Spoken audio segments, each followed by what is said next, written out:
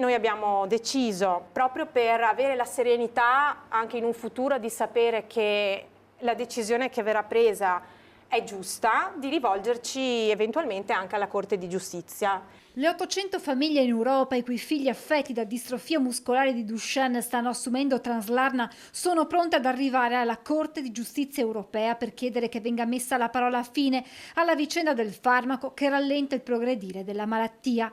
Per questi genitori quella battaglia che sembrava conclusa qualche mese fa si è di fatto riaperta nelle ultime settimane.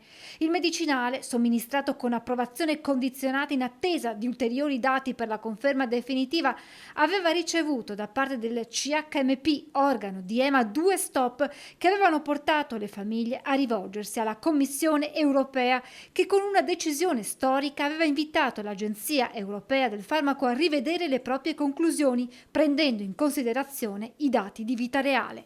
Da cui si evince proprio che questi ragazzi, da un punto di vista clinico, riescono a mantenere la deambulazione per circa 3 anni e mezzo in più. Ma secondo EMA i risultati presi in considerazione non sono sufficienti per mantenere sul mercato Translarna. Qui si stiano facendo delle valutazioni dopo 12 o 18 mesi, che comunque, attenzione, anche dopo 12 e 18 mesi c'è una differenza che però secondo EMA non è statisticamente così significativa. Che di fatto comunque tutto quello che è stato riportato e chiesto, compreso la Commissione europea, non è sufficiente, cioè comunque il farmaco non ci verrà lasciato. Per le famiglie l'ennesima batosta è l'inizio di una nuova battaglia. Ora l'azienda farmaceutica chiederà ad EMA un riesame, probabilmente si tornerà nuovamente alla Commissione europea. Tutto questo con le famiglie che non sanno cosa ne sarà del farmaco dall'anno prossimo.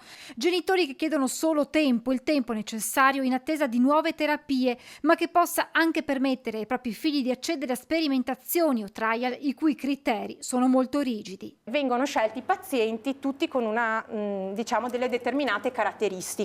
È ovvio che più il paziente è peggiorato, quindi già il fatto di non deambulare in automatico ti esclude già da numerosi trial. Intanto Elena guarda il suo Leonardo, 6 anni, che anche grazie al farmaco ha raggiunto un obiettivo insperato al momento della diagnosi: riuscire ad andare in bicicletta senza rotelle. È tornato a casa così e non ci potevo credere.